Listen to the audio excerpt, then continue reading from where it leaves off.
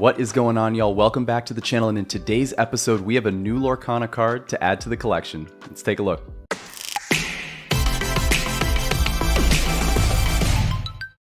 All right, y'all, so this is one of my favorite days in the hobby. I have two favorite days that I always look forward to whenever I'm collecting or adding things to my collection.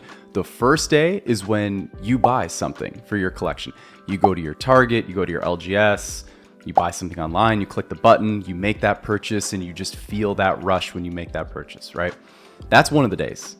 The other day is what we have today, when you add something to your collection, when you open something for your collection. Right now, this could be a pack that you open and you pull that chase card that you've been waiting to pull. It could be when you open up a sealed box, sealed case of something, wondering what's inside. You're excited for that, right? So the anticipation for that is what I always look forward to. We have an awesome addition to our collection today, so let's take a look at it here. As you can see, it's one item. I've got it on the board here for us, and obviously it's a PSA graded return. So just added this to the collection a few days ago, thought I would share it with everybody.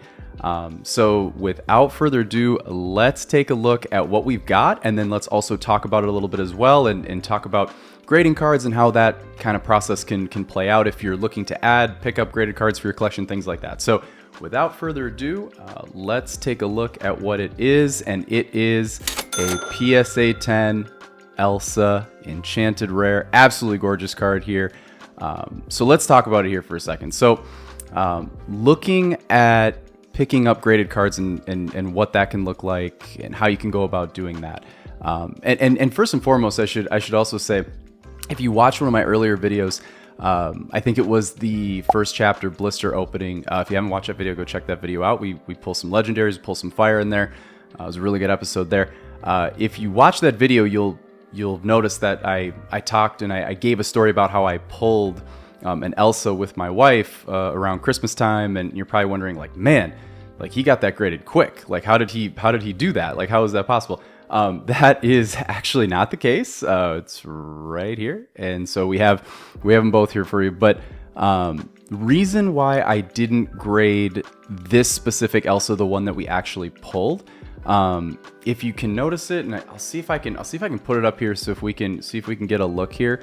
If you notice, like, it'd be right there on sort of just underneath bottom left of the magnet. If you look there, you can see that there's just a little indent, little intrusion there, pretty much guaranteeing that it wasn't going to gem, meaning that it wouldn't have gotten a PSA 10. Now, in theory, you can sub it and you can find out, but at the same time, I figured that this might be cooler to save for my binder or something like that, like as we build out the enchanted rares and collect the entire first chapter, things like that. So I just figured it would be a better bet doing something like that. So I decided to keep this one raw, but looking at grading cards, picking up graded cards, if for a lot of you, you're probably not new to this. This is probably not your first rodeo when it comes to picking up graded cards.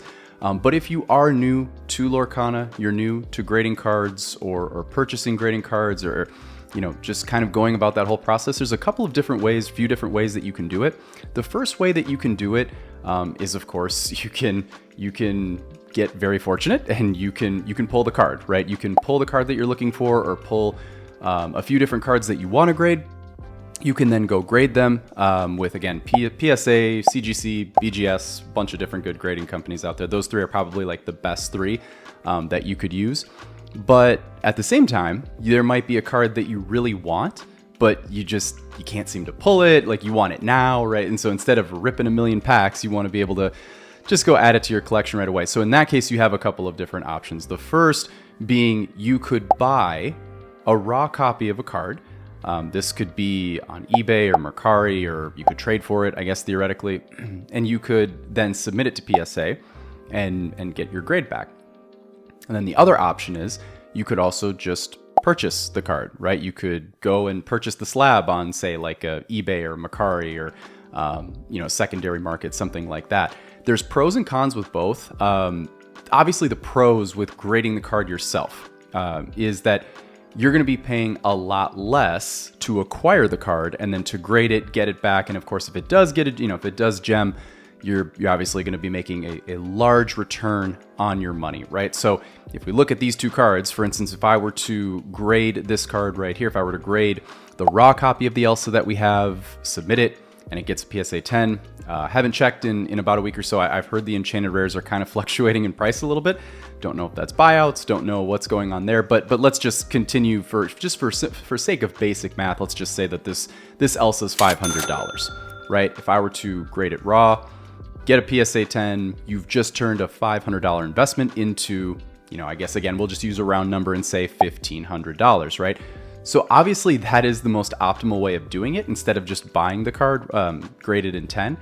The only downside with that is what you're opening yourself up to is a few potential pitfalls of maybe jumping over a few different hoops when you don't really necessarily need to, or maybe unexpected bumps in the road, things like that. So for example, let's say that I really want a PSA 10 graded Elsa, the card that we have up top here.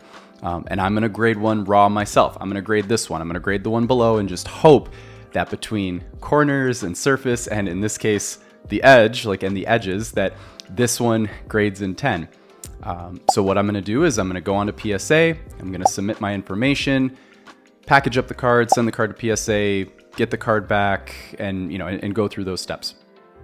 When I get the card back, if the card grades in 10, that's fantastic. But at the same time, if the card grades in 9 and I wanted a 10, I just jumped through all of those hoops and did all of those different check marks just to kind of wind up in a spot where I was originally, which is I don't have the card that I want, right? So then I got to start over and do it all again. And in some cases, I might even need to sell. Maybe if I got a PSA 9 or an 8, something like that with this one, I might need to sell this one to then get another raw version of a card and go around again and take our chances again and take the gamble, right? Again, that it can work out very well. Certainly, it's a good path to go. You just have to ask yourself what's best for you and what's best for your collection, and also best for your budget at the time, right? Because going and maybe say just purchasing a slab that is in 10, of course, you're going to pay a lot more money for that card, but at the same time, you are paying for the peace of mind, right? You're paying the premium for the peace of mind of knowing that when you get this card back, you're going to be able to know that you have something that you really want for your collection, and it's your collection, and nobody knows your happiness and what's going to be best for your collection than you.